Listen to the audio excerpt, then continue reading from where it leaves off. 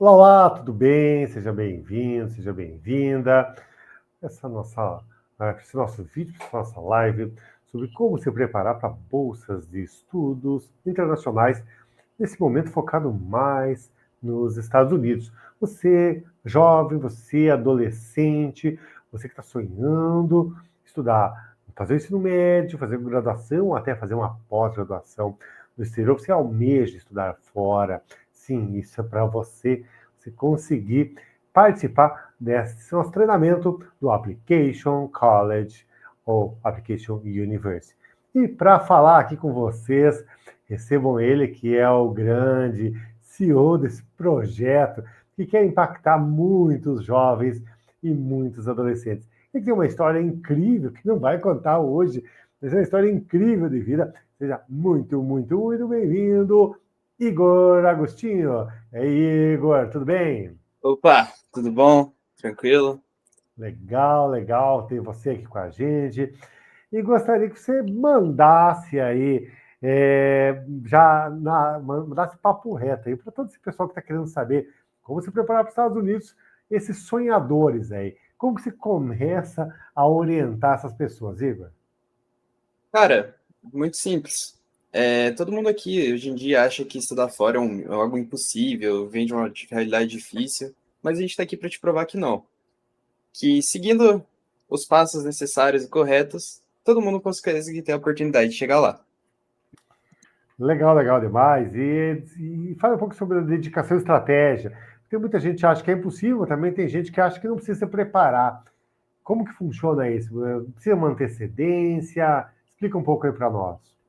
Bom, para você conseguir realizar uma bolsa nos Estados Unidos, até uma no exterior, você precisa de muita preparação. Por isso a gente tira um ano sabático, que a gente chama em inglês de gap year. Esse ano é um ano que, antes mesmo, quando você já está estudando, está ocupado, mas você tira esse ano para você se preparar completamente. Fazer todas as provas, os testes necessários, estudar qual universidade você quer e que tipo de universidade vai te aceitar, para o seu perfil, né? Claro. Legal. E sobre a pesquisa e planejamento? Bom, para pesquisar, você primeiro precisa saber a área que você quer cursar. Então, eu, por exemplo, sou da área de tecnologia. Eu planejo cursar Computer Science, ou Ciência da Computação aqui no Brasil. E se você tem que pesquisar, a gente está falando aqui sobre os Estados Unidos, né? Então, você tem que pesquisar dentro dos Estados Unidos a melhor faculdade que você quer. Tem três tipos de faculdades que a gente chama. Tem a Dream, tem a Target e tem a Safe. A Dream é aquela faculdade, por exemplo, no meu caso, MIT, que é a melhor faculdade de tecnologia dos Estados Unidos. Aí a gente tem as Targets, que são as universidades que não têm essa taxa de aprovação tão baixa quanto o MIT, que é 1 em 1 milhão, e a gente é aquela que é seu foco, aquela que você realmente está estudando, se dedicando para tentar. Claro que todo mundo quer a Dream, mas a Target é a que a gente está estudando para ir. No meu caso, uma das que eu tenho bastante interesse se chama Duke University. É uma universidade que a área de tecnologias dela é ótima. E, por último, tem as SAFEs. As SAFEs são aquelas faculdades com uma taxa de aprovação entre 50% a 60%. Então, são aquelas faculdades que aceitam estudantes internacionais, tem a área que você quer, não são as top tier, mas você tem uma grande chance de passar nelas se você dedicar corretamente. Legal entender. E você que também está querendo saber mais informações, siga ali no Instagram, @applicationcollegebr. Você vai poder saber de todas as novidades. O Igor que está publicando todos os dias uma nova bolsa. Mas eu falo para você um pouco sobre essa pesquisa e planejamento, Igor, que existe na graduação, que é a undergraduate. Tem que pesquisar as universidades que oferecem também o Need Blind. O que é esse Need Blind? Need Blind é que eles não consideram a sua necessidade financeira na admissão.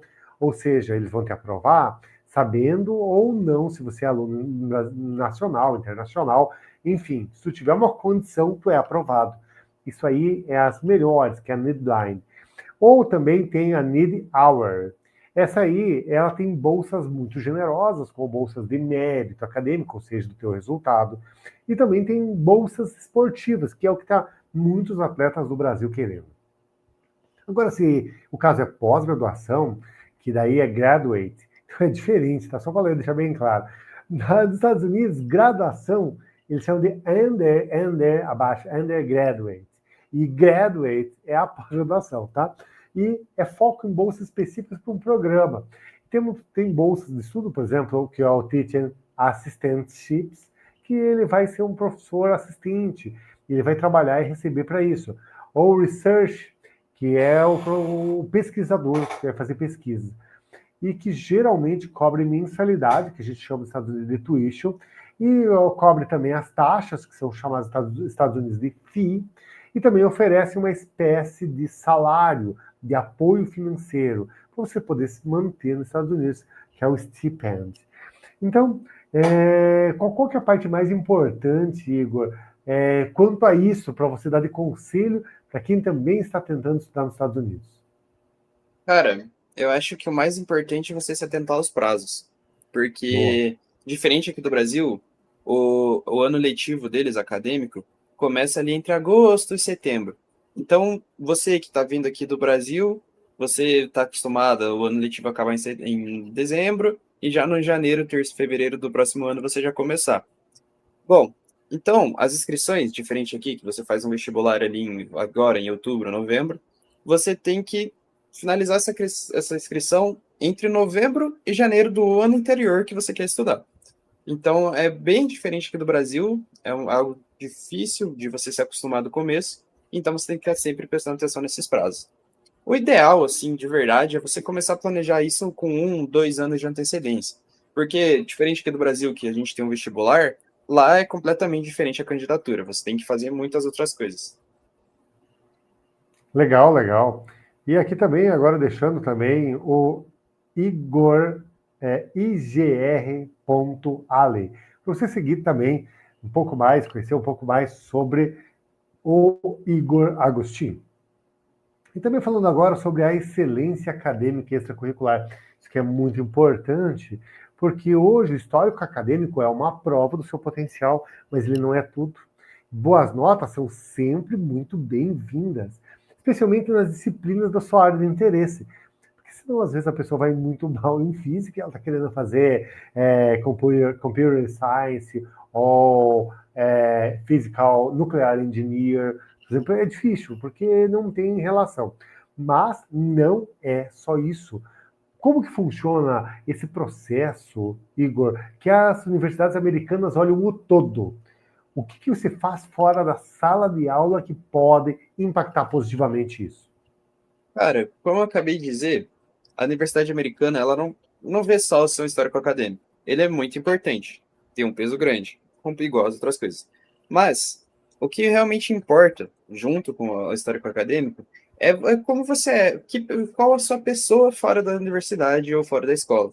Então, você faz atividade voluntária, tem um projeto que você é líder, tem isso, um impacto social.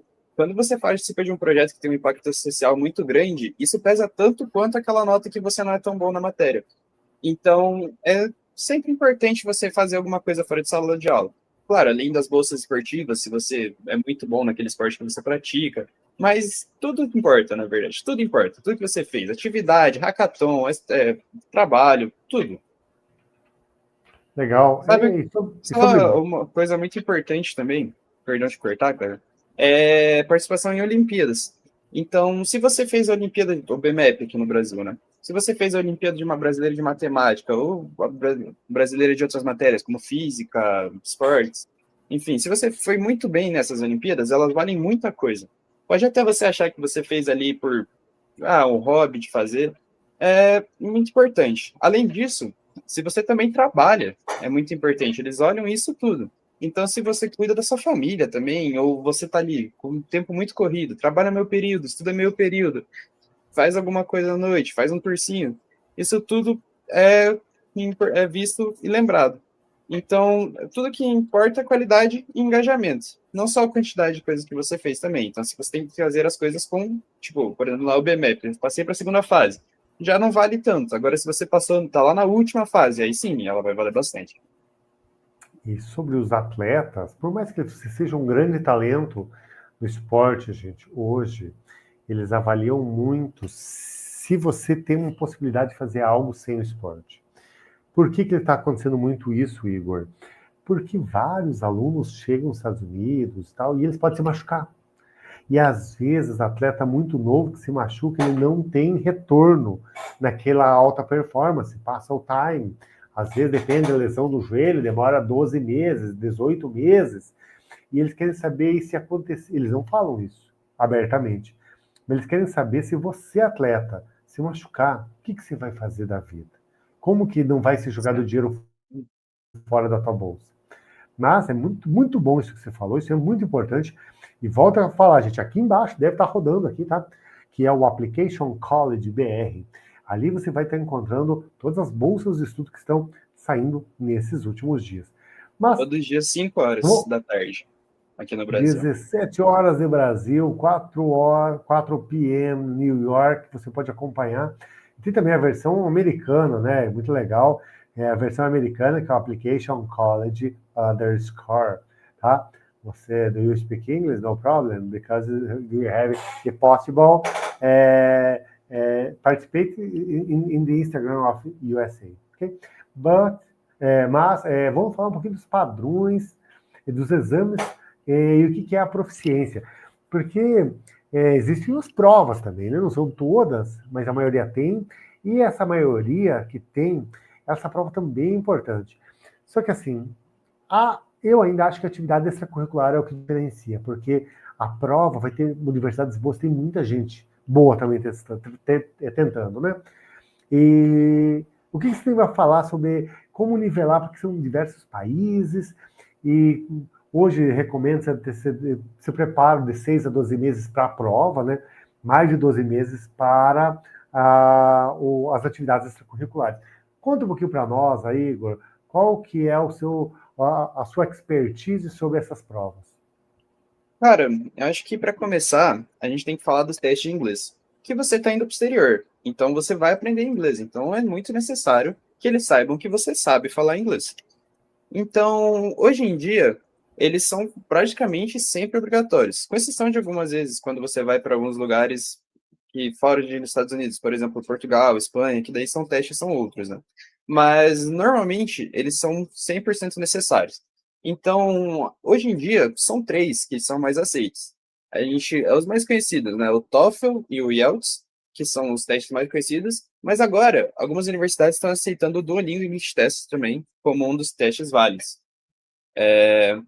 Então, você tem que escolher, lógico, ver qual a sua universidade aceita, a sua universidade que você pretende candidatar, mas ver aquele que você também se adapta melhor. Porque tem pessoas que vão muito bem no IELTS, mas não vão tão bem no Duolingo English Test.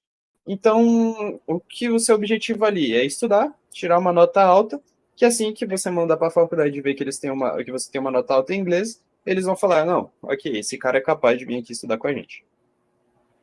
E também tem os testes, os admission tests, né, os testes de admissão, que para graduação tem o SAT, que é o Scholastic Assessment Test, e tem o ACT, que é o American College Testing. E muitas universidades se tornaram um teste optional, ou seja, não é mais obrigatório fazer, principalmente para alunos internacionais, mas enviar uma boa nota pode fortalecer a sua candidatura, especialmente se tu quer uma scholarship, que é a bolsa, né? E para pós-graduação, você que também está na graduação, pode acompanhar a gente. E na pós-graduação temos dois testes. Tem o GRE e o GMAT. E eles são testes de admissão, principalmente para entrar em MBAs e programas de negócios. Agora, a maioria das áreas usa mesmo o GRE. Só que, da pós-graduação, ele é um pouquinho diferente, porque geralmente você tem que estar engajado também com a parte do projeto da pesquisa, que aí chamamos de PI, que é o Professor Investment, que daí a gente vai tratar isso com detalhes numa outra. É isso mesmo, Igor? Então é sempre bom lembrar, Cleber, que você tem que verificar exatamente qual a sua faculdade pede.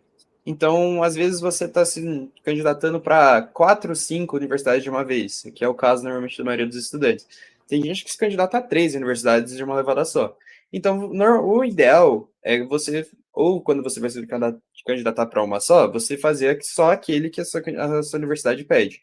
Mas o ideal é você fazer todos para que todas as universidades que você for se candidatar, você esteja ali na mão, pronto para levar o documento sem problema algum. Agora falando sobre a papelada, né? A papelada agora É, começa a papelada atrás, que você não vai deixar para fazer isso na hora, que alguns documentos, principalmente do Brasil, que não estão em inglês e que não estão padronizados, que nós vamos estar falando depois, no próximo vídeo sobre o GPA, né? Mas não dá para pedir em cima da hora. Mas a papelada é extensa e rigorosa. Me fale um pouquinho quais os documentos mais importantes. acho que para começar, a gente tem que falar bastante do histórico escolar e do diploma. Então, você, obrigatoriamente, como assim no Brasil, você tem que ter terminado o ensino médio e você tem que traduzir esses documentos. Seu histórico escolar não pode ser o mesmo que do Brasil. Você tem que ir, muitas vezes, por um tradutor juramentado, que a gente chama, pessoas que vão pegar esses documentos, vão traduzir para você e vão deixar no padrão da universidade. Então, tem universidades que usam padrões diferentes. Ou seja, você tem que pegar o seu documento e traduzir ele corretamente com o tradutor juramentado para aquela universidade o formato que a universidade que você quer e pede. Legal, Acho legal. acho que é bom você lembrar também que o próximo seria a carta de recomendação. Isso. Então, a gente chama ela de LOR, e ela é uma carta de recomendação, assim como no Brasil existe, mas não é muito utilizada, mas lá é algo que é muito utilizado por várias universidades. Então, para você conseguir sua carta de recomendação, você tem que escolher professor ou orientador que te conheçam bem. Então, não dá para você chegar naquele professor que só que tem um currículo muito forte, mas nunca deu aula para você. Então, você pode ir naquele professor que você já é amigo, que você conhece você, está ali 4 anos estudando com você, e falar para ele fazer essa carta. Você tem que pedir essa carta com antecedência de pelo menos um mesinho ali para o professor conseguir fazer tranquilamente. E forneça para o seu professor o seu currículo. Então ele vai conseguir olhar e fazer a sua carta. É bom lembrar também de falar dos seus objetivos na hora de fazer essa carta, para que eles consigam, com todas essas informações, fazer uma carta muito bem escrita e boa para o que você precisa, que é passar na universidade. Às vezes, uma carta de recomendação muito forte, mas não muito bem escrita, não é o suficiente. Então, você tem que fazer ela focada no que você precisa. E o É, currículo? é verdade, bom. O currículo, a gente chama ele em inglês de Curriculum Vitae, ou CV, ou Resume também, que é um resumo do que você faz. Então, é basicamente o seu currículo aqui do Brasil, mas você tem que adaptar ele para o formato americano. Então, nele, você tem que enfatizar suas conquistas, resultados, premiações, e não só as responsabilidades que você tem. Então, lá, eles são muito. O americano gosta muito de resultado. Então, às vezes, você mesmo tendo muita responsabilidade, um resultado fala mais alto. E também é importante que algumas instituições eles acabam priorizando, mesmo que você tenha bons estudos, você consiga comprovar a sua condição financeira caso não receba a bolsa algum mês, caso, bem, enfim, você tem que ter pelo menos para você comprovar que você pode pagar as suas despesas não inclusas, tipo passagem aérea, seguro e o valor inicial, que é chamado valor de instalação.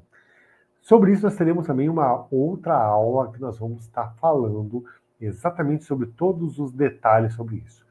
E vou também agora perguntar para que o Igor fale sobre as redações e os essays. Fale um pouquinho para nós o que são essas redações.